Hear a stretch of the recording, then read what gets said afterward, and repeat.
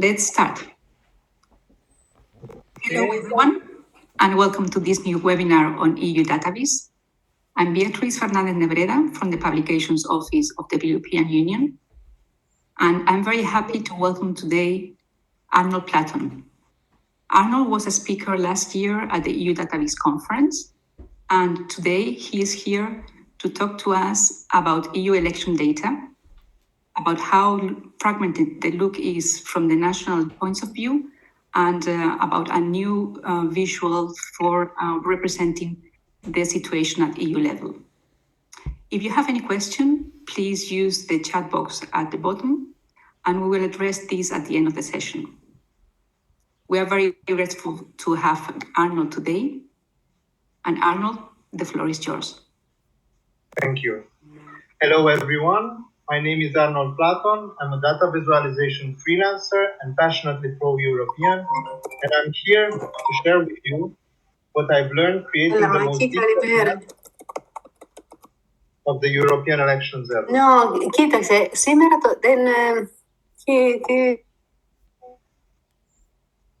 I think there's a microphone. Now it's muted. Now it's muted, Arnold. Thank you. So, I'm here to share with you what I've learned creating the most detailed maps of the European elections ever. Today, when elections happen, news sites use maps to easily illustrate the results and patterns in the vote. So, for example, when elections happen in the United States, we see a lot of maps published in various news sites, such as the New York Times, the Washington Post, including non-American ones like The Guardian. They vary in detail, aesthetic, subject matter, can be presidential elections, congressional, presidential primaries, and approach the vote from various angles. We also see detailed maps when other big democracies vote, like India, for example, on the left, the world's single largest elections with over 1 billion voters. You see beautiful detailed maps of Brazil as well, here on the right, made by Gazeta do Povo, for the last presidential elections they had.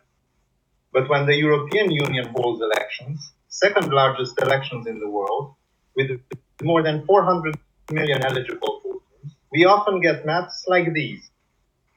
These one country, one color maps simplify the vote to the extreme. You do get to see the whole union, but with virtually no detail. If not, we see this alternative, complex maps that focus on the reader's member state. So El Diario does a detailed cartography of the Spanish vote, without showing other countries, and Le Monde showed only how the French voted and not the rest of it. There is something missing, a map that merges the best of both, a pan-EU look, but on a detailed level. These are the only two maps of this kind. The map on the left was created by me as a personal project for the 2014 elections. It took 6 months of on and off work. The one on the right was a collaborative work with Julius Stroger and Zeit Online in June 2019, right after last year's European elections. It is the first time an online newspaper published such a map. Here it is on full screen. Almost 80,000 administrative units, mostly municipalities, a historic first. So why did it take until now for someone to make these maps? Well, the problem is that election data is organized by national authorities. There is no detailed data harmonized to an EU format, done either by national or EU authorities, while the EU Parliament only publishes national aggregates without local detail. What this means is that the national news sites will process only familiar data, i.e. data formats they are already familiar with from national elections. So we have 28 member states doing things in 28 different ways. So I had to go looking. First of all, where to find the data. There is no unified data website and no unified European level election database. What one has to do is go to individual websites for each member state. And different election authorities have different types of websites. Not to mention that not all member states publish data on the website of election authorities. Sometimes it's published on an open data portal, sometimes on the websites of different ministries, and sometimes it's on a private website. So I want to obtain the data. The first question is, can I simply download it? Most of the time, fortunately, I can. I downloaded the file. Now the second question, is the file I downloaded machine readable? That is, to make it simple, can I open it in Excel as a table? Well-structured file, one sheet, lines and columns, ready for analysis, as we can see in this simplified example. So the options here are yes and not really. Some files might be downloadable, but not machine readable and might require additional transformation. Notable cases I had were Cyprus. The text file that was available for download was not machine readable. Even if one knows programming, in order to extract the data from the file, it was easier to just scrape the website itself than to use this file. Luxembourg was the second case. Here, each sheet is a municipality, but the data is actually multiple tables. 10 tables for the 10 political parties with preferential data per candidate in green, plus the 5 or 6, depending on how you count, tables with statistical and geographic data in yellow. You'd want to turn this whole sheet into just one row into the final data table. And 3, Belgium. Belgium had multiple files. Each Excel file was a province. Each sheet was an electoral canton with as many columns as there were municipalities. To the left, you can see the tables for the cantons of Antwerp above and Herentals below. And it's obvious how the number of municipalities is different. On the other hand, turnout data was only available on the canton level, not the municipality, and it's found in a separate file. If, however, the file is thankfully machine readable, the next question is, but which file format is it in? We have the following possibilities. An Excel file. These are good enough, but sometimes authorities add headers, footers, and other elements that need to be cleaned and deleted before working with the file. 2 is a CSV file or equivalent text. These are even better. It's the simplest and most straightforward option, like a very minimalist Excel file. Although you can have interesting results with this format as well. Just a quick example. So in Bulgaria, authorities create multiple CSV files, some for the geographic element, correspondence between polling stations and administrative units, some for the statistic part, turnout, valid votes, and so forth, and some for the politics, which party got how many votes each, then detailed by candidate preference. But the trouble is that these well-structured files have no column names. There is a README text file detailing each column, what each column means in each of the files, and a couple more naming the parties and the candidates in each list. And did I mention that everything is in Bulgarian with no English version of these files? Because that complicated things. But to get back to our file types, the third possibility is an XML file. It's arborescent and complex. For someone not familiar with the format, it can be quite overwhelming due to the unintuitive structure. Netherlands used to have this, but I noticed they quietly switched to a CSV output for the data, sometimes in mid-2019. But what if I cannot download the data? I am obliged to scrape the data, and here the question, what kind of site is it, becomes very important. For those unfamiliar with the process, scraping means writing a bit of code that opens the website page by page and copies the bits of information that we need. So what kind of site can it be? It can be a simple HTML website, relatively easy to scrape even for amateur coders. All the data is available as already apparent on the site. Usually the sites that are more static and feel a bit older are in this category. Or at the other end of the spectrum, it can be a JavaScript-laden site, very impressive visually, very dynamic and responsive, but if data is not available for download, then it's very cumbersome to get, and amateur coders can get very frustrated quickly. Often the data is in a database, not on the site, and the site only shows parts of the data at a time. Sometimes these sites are explicitly anti-scrapers, because this scraping process is heavy on the site. So we answered the where. Now the next hurdle, the when. When is the data available? 28 member states obviously have 28 different dates when they publish the data, right? As a general rule of thumb, the when, all the countries have some form of detailed data available in the first 4 weeks after the vote. But as always, it's more complicated than we think, and the variability of when can be due to multiple factors. Delay of completeness. Some countries publish quickly, or at least publish provisional, that is 95% or more figures early, and later, when the final problems have been checked, they publish the final data. Say after a few voting stations had contested results and they had to do recounts. Two can be delay of detail. In some states, less detailed data is published early, more detailed later, sometimes way later. Here I'm thinking about Germany, last line on the chart to the left, where districts, Kreise-level data is published 1 month after the elections versus the municipality, Gemeinde level more than 4 months later. And 3 is delay of availability. The data gets displayed on an official site right away as the results come in, but the final data set is made available for download much later.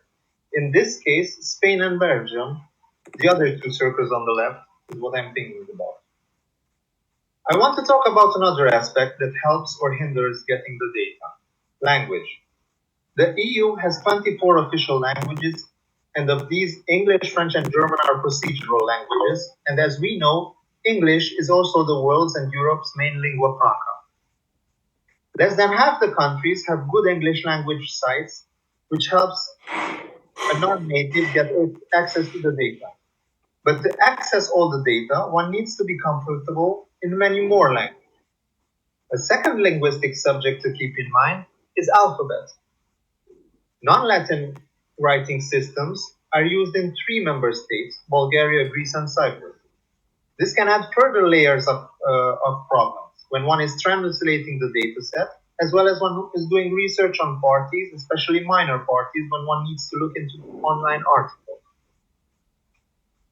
Machine translation can be approximate with election terminology, votes, voices, ballots, etc. And it's not always evident which column talks about votes as physical act of voting versus the choice of selecting a candidate, i.e. valid votes, which can be problematic when harmonizing statistical information about how many people voted versus how many valid votes were cast. So to recap, to get to the data, you either have to download it and make sure it is usable in Excel, or you have to write bits of code to scrape it off the sites yourself, some of which can be quite a hassle. The date of availability is quite variable, and the more languages you're comfortable in, the better. So we found our data. But what is it exactly? Before we can answer that, some background on the vote itself. The vote, by law, is always proportional, with the one de facto exception. The German-speaking community of Belgium has a sort of de facto first past the post system, because they only have one MEP. The rest of the EU uses different variations of proportionality. And different voting systems yield different data sets with different data fields. Most of Europe votes on list systems, but some states or regions, like Malta, Ireland, and Northern Ireland, use single transferable vote, where candidates are ranked. This means no detailed data on the municipality level, for example, since the data is first centralized to the constituency and then counted. Luxembourg, on the other hand, votes on a list system, but is somewhat special with 6 votes per person. So we end up with a data set where the number of votes are 6 times the number of people who came out to vote. For 100 people that vote, we have 600 votes. So some of the variation we see in the data is due to different systems, but some of it is just due to lack of coordination between countries, and every country defining variables their own way. Some of this can be smoothed out through harmonization. So what did we download?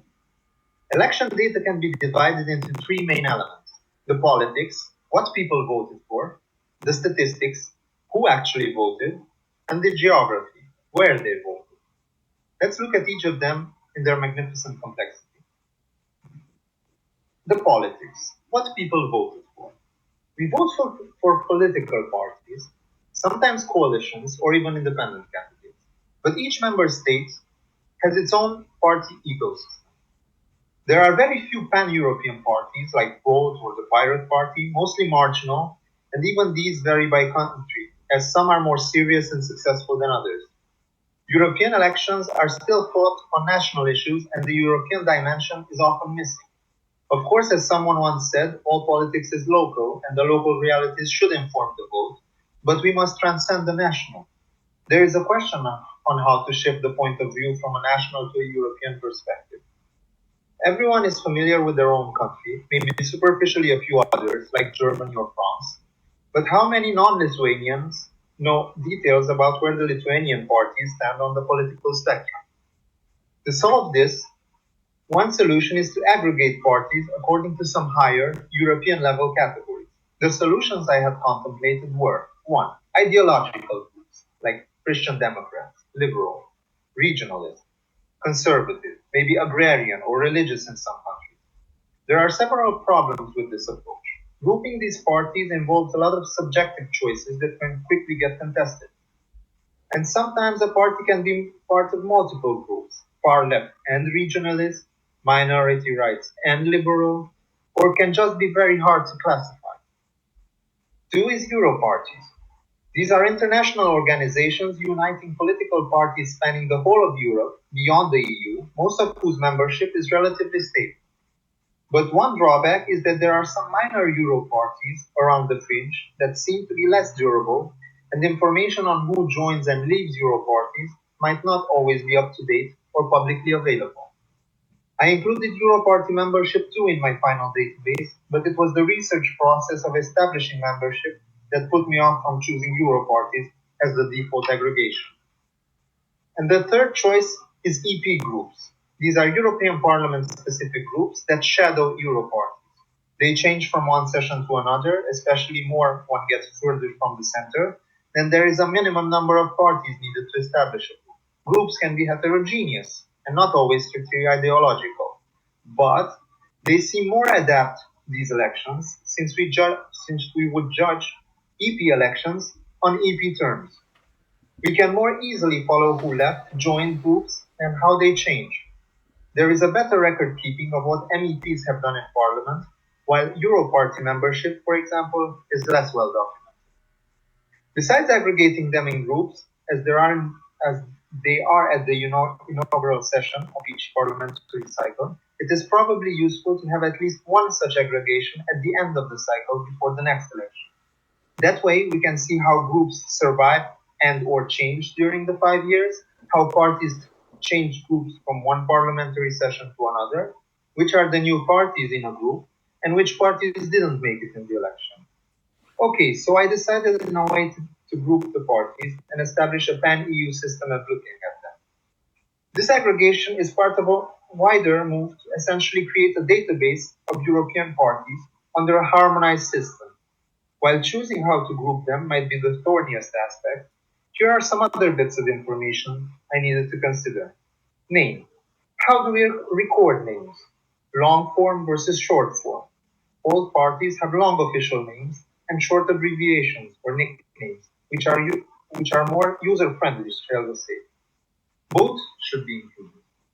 Native versus English. Most of these parties are in non-Anglophone countries, so an English translation is useful for their name. If a non-Latin alphabet is used in the native language, a Latin alphabet transliteration is also needed. Another aspect to consider is interoperability with other party databases. It is useful to think how this database can be made easy to combine with other databases. I added, for example, the party code used in the Chapel Hill Expert Survey, an intensive survey mapping where European parties stand on a wide range of issues. And by connecting the two, one can see how the voters in a municipality stand on various issues, left versus right, culturally liberal versus culturally conservative, as well as how pro or anti-Europe they are, like the map on the left, made with the 2019 survey published just Monday.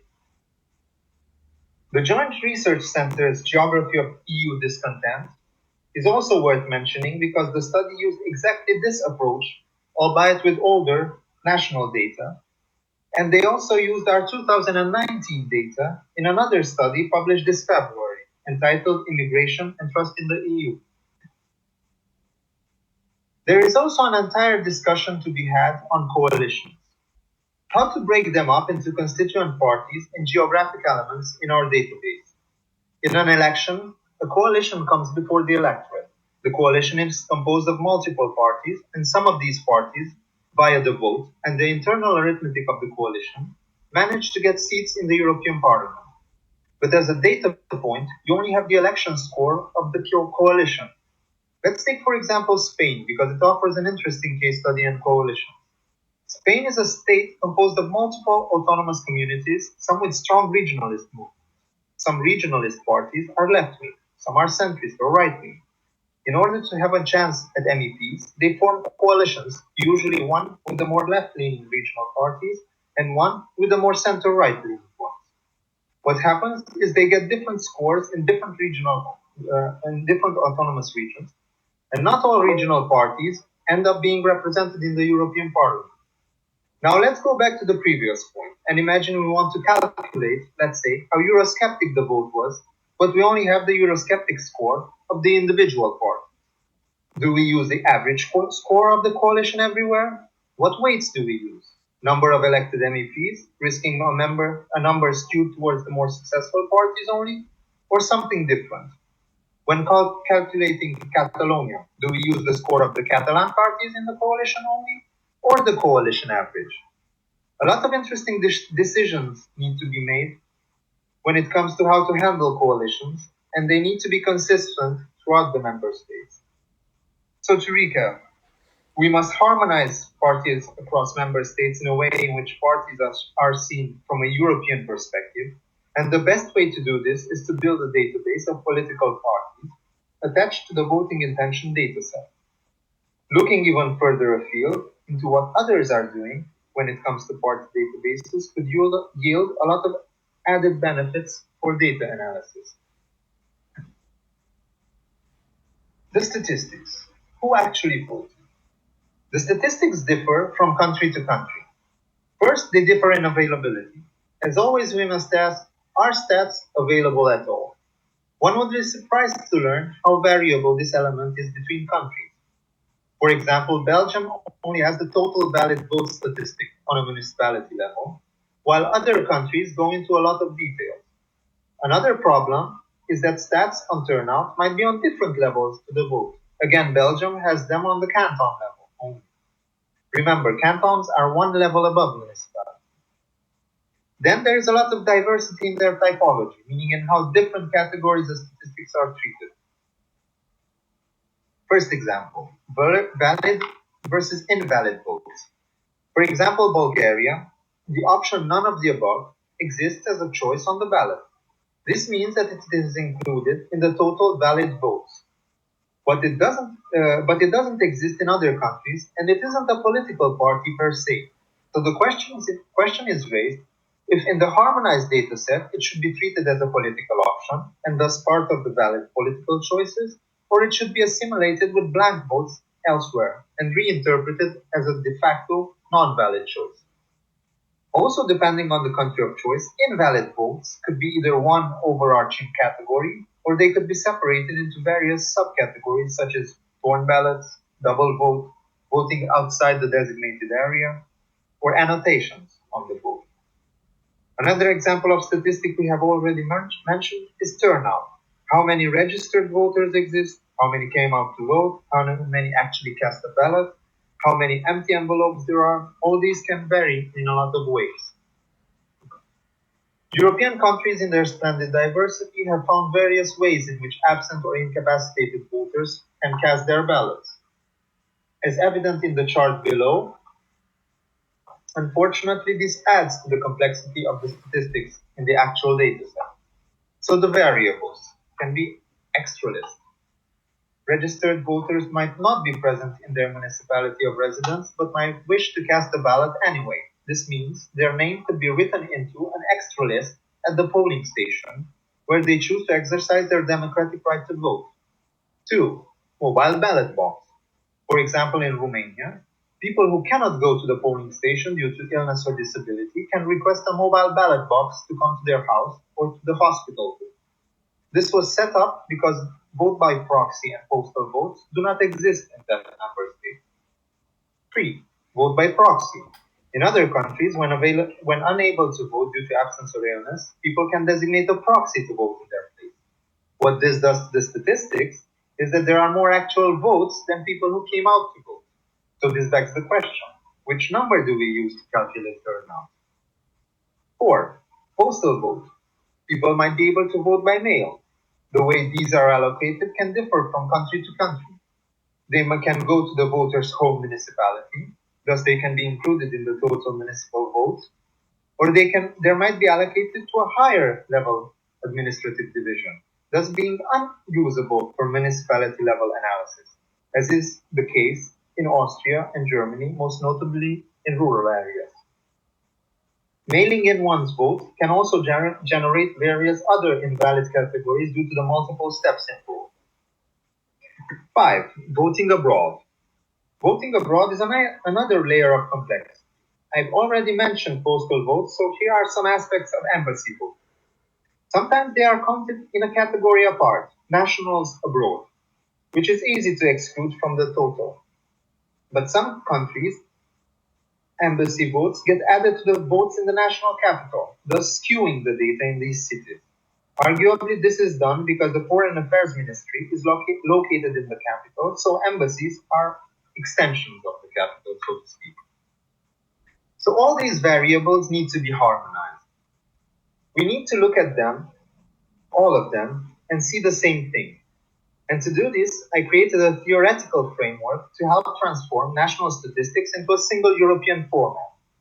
Here is the chart that tries to explain it, although I'm sure it can be further improved upon. At the bottom, we have total registered voters. Of these, some go out to the polling station. This is what we might call the turnout. Then you have those who actually cast a ballot. Of the total ballots cast, we have some that are invalid, damaged, etc. And of the rest, which I called valid, some might actually be blank. The blank and the invalid together form a bigger category of what I called total non-valid. All the rest are party votes, which includes coalitions and independent candidates. So to recap, the statistics side is messy, availability varies, and there's a lot of questions that spring up when one wants to adapt 28 countries to one single harmonized framework. The geography, where they voted. We have talked about what people voted for. We have talked about the statistics around the vote.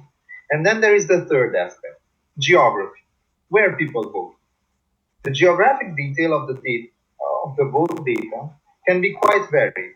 I'll list them in ascending order, but I must highlight that what I was interested in was the unit used by Eurostat, LAU, or LAU, short for Local Administrative Units, and the various NUTS levels that the Statistics Office uses to publish data on member states. The name comes from nomenclature of territorial units for statistics. So back to the data. These could be published on the following levels. Polling station. This level exists in Croatia and Slovenia, but it's more centered on polling station addresses and are difficult to use in a consistent way. These datasets also contain the municipality or constituency they belong to, so the first step would be aggregating these numbers. Municipality, what we call LAU. Municipalities, more often than not, correspond to local administrative units. As I have said, this is the main geographic unit I use to create my maps. But there isn't much public Eurostat data on this level for comparative analysis, as far as I can tell. 3. Intermediate level. An exception to the above rule is Greece, where data is available on municipal level, but this is actually between the LAU level and the NUTS 3 level, in a sort of intermediate position. Before 2016, when there were 2 LAU levels, this was equivalent to LAU 1. 4.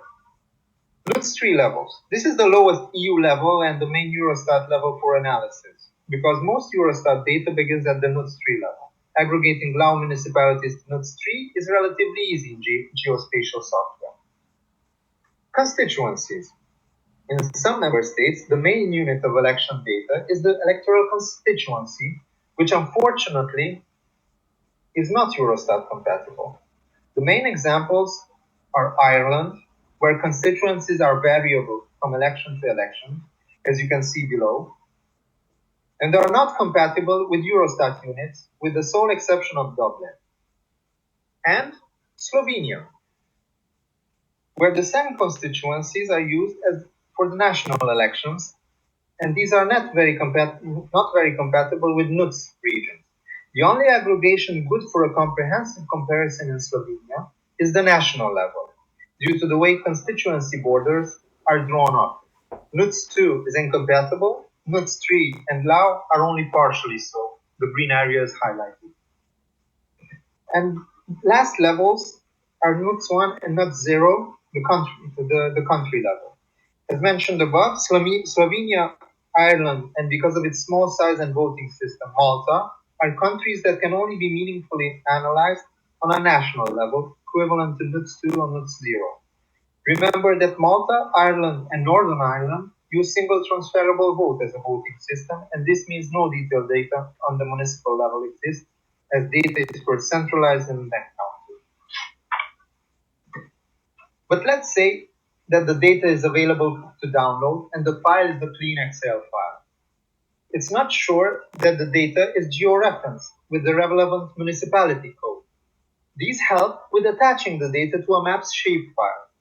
If only the municipality name is available, one can run into a lot of problems, especially so if there are spelling variations like accents or diacritics in the case of Romania and Italy. Spelling variations due to the definite article happens often in Spain. For example, Las Palmas in one dataset and Palmas, Las in another dataset. Name changes of municipalities for whatever reason.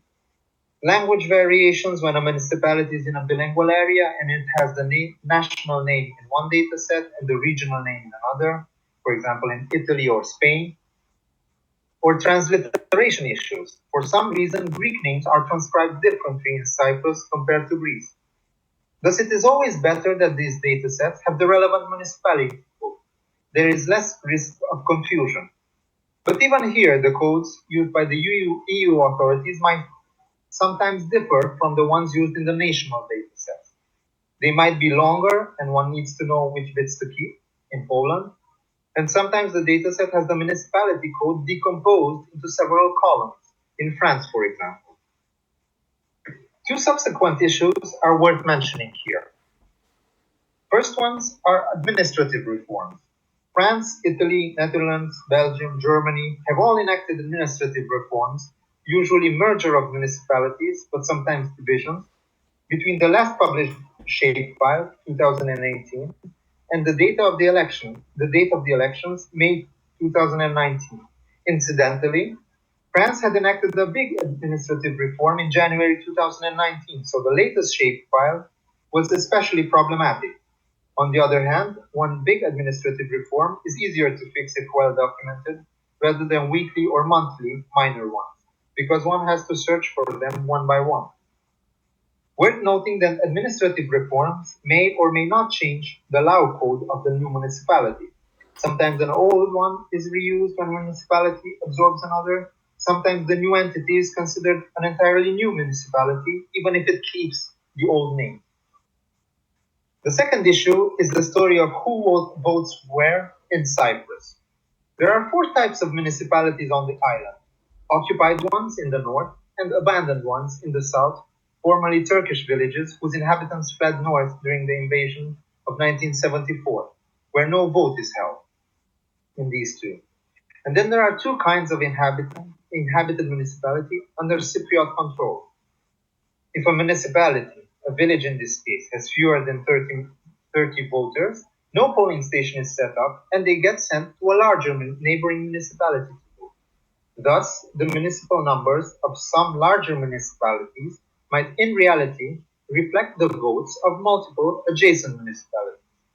To give an example, the voters of Panopyrgos, population 22, are assigned to vote in the neighboring Katopyrgos, population 1000 plus. There is no publicly available information about where these voters are allocated, and I'm sad to report that the Cypriot Interior Ministry gave no answer when I contacted them. So while doing this work, mapping these elections, I thought a lot about how difficult and time-consuming it is to visualize the European vote. And it shouldn't be more difficult than the US or the Indian election. So here is what I think could be done about it, because something should be. First proposition would be a top-down approach. Hard policy of mandating that a version of national data follows a predetermined format. Anyone who is familiar with the format can interpret it. Advantage is that every country does things the same way, but since we are talking about 27 states that need to agree on the format, it might take a long time. Second is what I call the bridge. Nations publish their own versions of the data like before, and an EU authority, maybe Eurostat, publishes a harmonized version, thus bridging the space between the member states and the third party. The advantage is that harmonizing happens centrally, but Eurostat must keep up with each state's changes and shenanigans. The third one would be an EU institution, Eurostat, publishing just a nation-by-nation guide for third parties, where it details how to access and how to harmonize data. This is obviously the most cost-effective solution, and it requires a minimal intervention from the European Union. But on the other hand, it is others who will be harmonizing data, not the EU, so it could very well lead to inconsistencies. But one solution needs to be implemented, as there is need for this data. National and European institutions have already reached out to us, as have individual scholars doing research. I have, in the last couple of years, been quite surprised on how a lot of important current and historical data on the EU is simply unavailable to most people. Just to give one example, the makeup of the European Parliament before 1979 is entirely absent from any internet database, official or not. So anyone interested in the political history of this European institution is faced with more than 2 decades of missing data. Incidentally, I know where to find this data offline. We deserve visual representation that helps us understand that we are European citizens that vote in European elections, and I believe that this will help the development of a truly European public sphere. In order to move towards an ever closer union, we need to develop shared stories of who we are. By voting together, we are a single political space, although we do not see ourselves as such, partly because we are not represented that way in the media.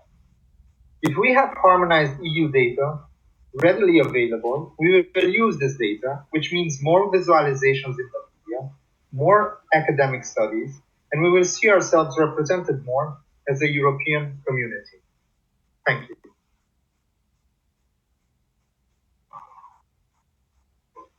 Thank you very much, Arnold, for this interesting insight and presentation. We can open now the question and answer session.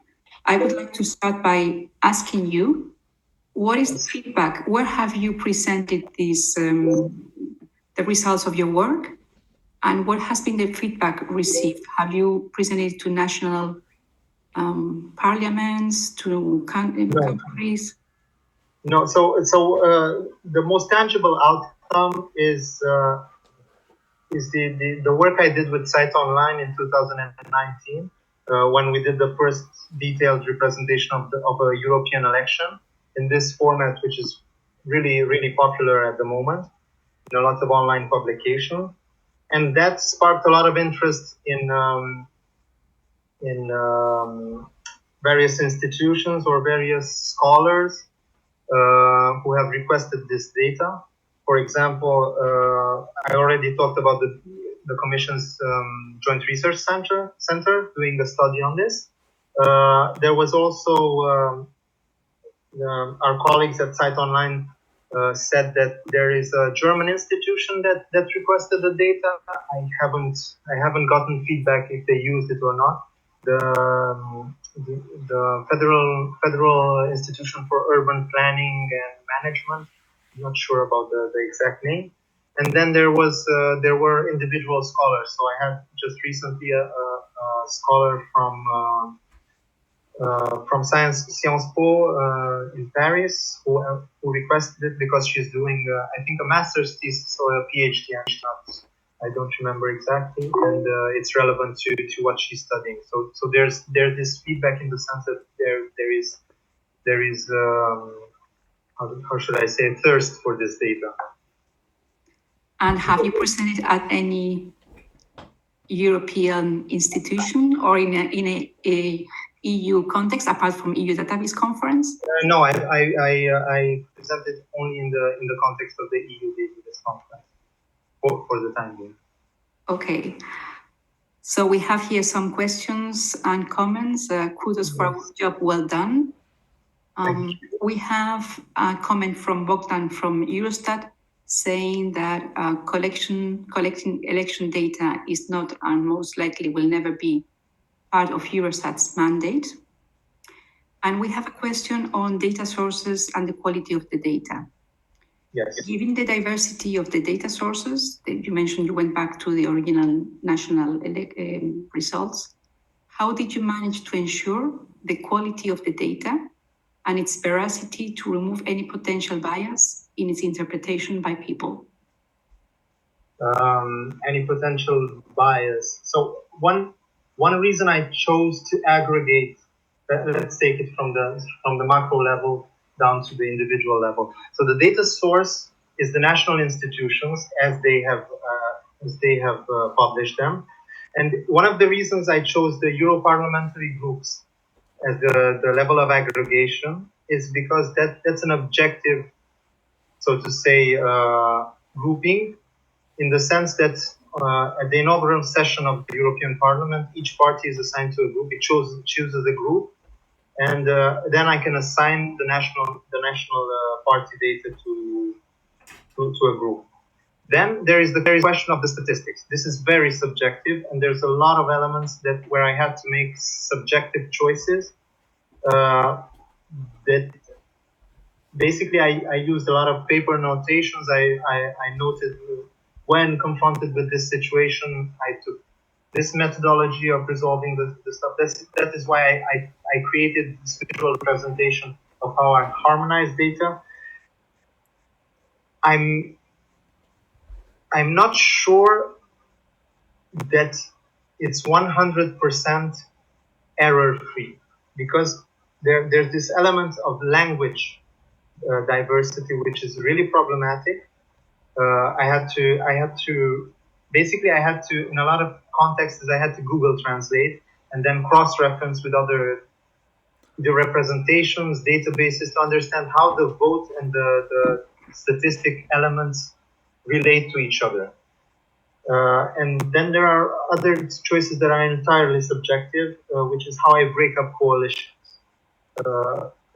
That's basically, I chose one methodology that maybe instills some form of bias. For example, talking about Spain, if I have a coalition of regional parties and I don't take into account the fact that there's a Catalonian party, there's a Basque party, there's a Galician party, I just take the coalition, I calculate how Eurosceptic each party is, and then I take an average. That is sure to introduce bias, because one party might be a bit more Eurosceptic, one might be a bit more Europhile. So this is a choice I could make, or I could choose to represent only the regional parties. But this is something that is difficult to quantify for me, because I did it somewhat individually the first time around. So it wasn't cross-referenced with any other experts. It was a personal project. It was something I did because I was curious, and I wanted to see how difficult it is, especially because there's this question why doesn't somebody do it officially? I tried to be consistent. That's why I took 6 months in understanding the data, in understanding how the statistic works, how the voting works. I voted in 3 countries in my life. I know how different it can be, and how you assume something is normal, and then you see in another country that it happens totally differently. So, and then interpretation by people, that I cannot control other people's biases, in the sense that some people are conditioned to look at, are used to look, because there wasn't like an election mapping on EP groups. People are used to look at their national parties. When you group them into European parliamentary groups, there's a lot of people who might not like the groupings, who say, yeah, but Greens and regionalist parties sit together, but they're not the same group. They have to be separated. There's all kinds of groups are a bit heterogeneous, so they're not. You can have conservative parties that are more centrist and conservative parties that are more to the far right end of the spectrum. And people will say that two parties shouldn't be in the same group. So there's a lot of things that happen on the reader's side. I'm not sure how much of that I can address. I tried as much as I could to put myself in the shoes. I asked opinions of people who are members of my family who are not at all familiar with the subject. Just look at this, tell me what you think. I tried to correct for that as well if there was this misinterpretation in the explanations, but there is some subjective element to this work. That's why I would prefer personally to have done it in maybe in an official context. I know, and to get back to the other answer, the question of Eurostat wasn't so much as that they should do it, in the sense that it's a reproach. It's not a reproach. I know it's not in their mandate, but me as a citizen who doesn't know much about the European Union, so to say, in this abstract form, Eurostat is the most well-known European institution. They handle data. European institution that handles data, I think of Eurostat. Now, I know it's not in their mandate. Maybe it should be, maybe it shouldn't be. This is part of the institutional dance of the EU. I'm not really familiar of who gives mandates to who. I just think that somebody in the EU generally should do it. Okay.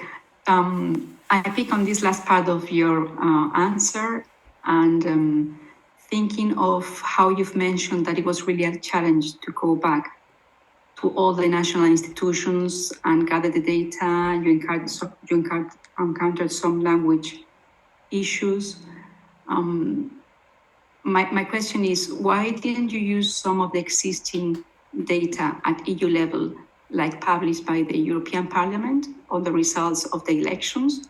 There is a comment in the chat box also by a colleague from the Committee of the Regions about a presentation on the results of the 2019 European elections. So I suppose that you went to the EU sources. Yeah. And could you elaborate a little bit on why you can use this data and you decided to go back to the national sources? Yeah, as I mentioned at the beginning of my presentation, one of the problems I have as so to speak, as an EU citizen who would like to look at things in a European perspective, is that data is always aggregated at the national level. So you always have the European election, and then you have data that is, so Romania voted like that, Hungary voted like that, Slovakia voted like that. But me as a person, as a citizen, as a voter, I care about, for example, how my local community, how my neighboring local community, like the 10, 12, 15 neighboring municipalities voted. A lot of the times what happens in let's say in the south of France where I live, is not the same as what happens in the northwest of France. And and a lot of this data, the European Parliament level data, I was quite enthusiastic when I found that data in 2018, I think, and and it was aggregated by national by nations, by member states. So you had it was the member states by European Parliamentary Group, but it was still the member state. And basically, most of my life, I've lived not further than 50 kilometers from a European border. So for me, the local community is two member states. I've lived on the Romanian-Hungarian border. I currently live on the French-Italian border. I want to compare. I want to know that other place I visit often. How does it compare with my local community? And I think this is the challenge. This is why a lot of publications online publish these detailed maps in the US. Yeah, people want to know how each state voted, but they also want to see like detail on a small level nationally, or in the case of the European Union, on the EU level. So for me, how my local community voted is basically somebody says, yeah, Hungary voted like that and Romania voted like that. But I'm interested how my city voted compared to the city 30 kilometers away that I visit regularly. Sorry. Sure. So sorry to interrupt you. Another thing on the EU parliamentary sites, what I've noticed in 2018, I don't know if it was modified or there were each party in each member state had a code, which I thought was very useful. And then I noticed that the code changes from one election to another. So I couldn't compare two elections between them because the code was basically first party in the member state, but from one election to another, the first party can be different. The first party in one election can be the second party. So the code wasn't, when you were comparing party 1001 with party 1001 5 years later, it might not be the same party. Okay. So that could make things complicated. So it complicated the things. Mm-hmm. So I decided to build a database myself from scratch, going to the national source. Sure. Yes, because it's if something is, if you have to, this is even in in other works I do. If I have to modify something that was built by somebody else already, it's sometimes more work than doing the things from the ground up. That's good. Maybe now someone is going to use your model to build on it and enhance it. Well, we have time for another question. I'm going to open the floor. If someone wants to unmute herself or himself and post and make a question directly to Arnold or make any comment, please. The floor is yours. If anyone wants to comment, to ask, to provide any suggestion. Everyone is very silent. We don't seem to have any further questions or comments. So then I would like to really say thank you once again, Arnold. It was a great presentation. It was very inspiring. Great work. Thank you for sharing all this with us. And well, talk to you very soon. Thank you, everyone.